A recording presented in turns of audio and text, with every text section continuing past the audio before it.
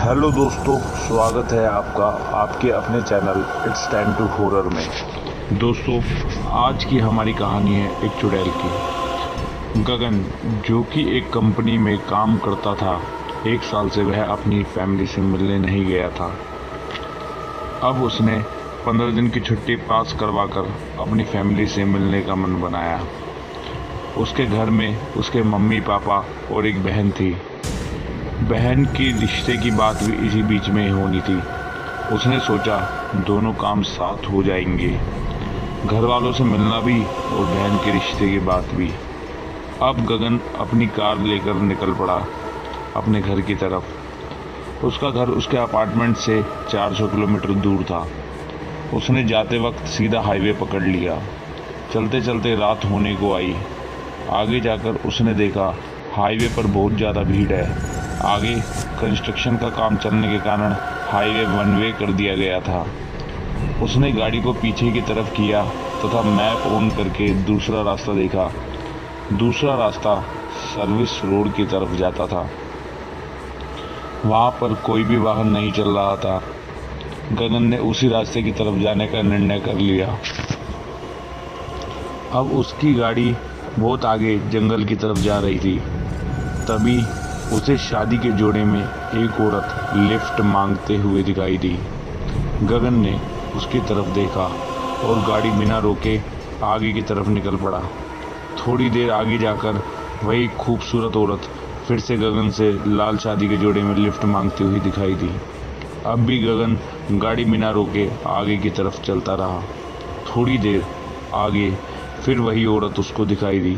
अब गगन ने उसको देखकर गाड़ी रोक दी, जैसे कि वह मंत्रमुग्ध हो गया था। उसने पूछा, आपको कहाँ जाना है? तब वह औरत बोली, मुझे थोड़ी दूर आगे चौराहे पर छोड़ दीजिए। अब गगन उस लड़की को गाड़ी में साथ लेकर आगे बढ़ा। गाड़ी आगे चलती जा रही थी मगर चौराहा नजर नहीं आ रहा था। गगन बहुत डर गया। उसे पता चल चुका था कि वह किसी जाल में फंस गया है। उसने हिम्मत करके गाड़ी का ब्रेक लगाया और गेट खोलकर बाहर निकल आया।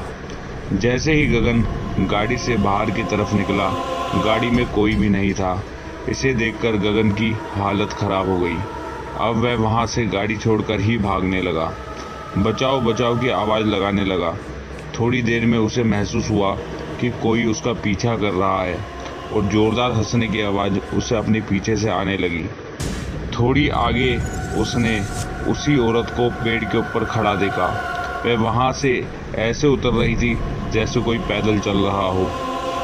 उसके खुले बाल, लाल आंखें, भयानक चेहरा उसके सामने था। उसके हाथ पैर जमीन से चिपक गए थे। इतने में एक बुजुर्ग आदमी एक डंडा लेकर बीच में आ गया और उसने चुड़ैल के मुंह पर वह डंडा मारा और चुड़ैल चिल्लाते हुए भाग गई। उस डंडे पर आगे पीछे कलावा बंधा हुआ था और बहुत सारे धागे लगे हुए थे। बूढ़े के माथे पर तिलक भी लगा हुआ था। गौतम को अब थोड़ी सी राहत हुई। बुजुर्ग आदमी उसको अपने घर की तरफ ले गया। वहाँ गौतम ने उससे चुड़ैल के बारे में पूछा।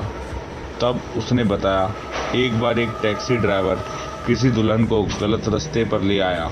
वहाँ उसके गहने लूट लिए। वह गलत काम करके उसको मारकर दफना दिया।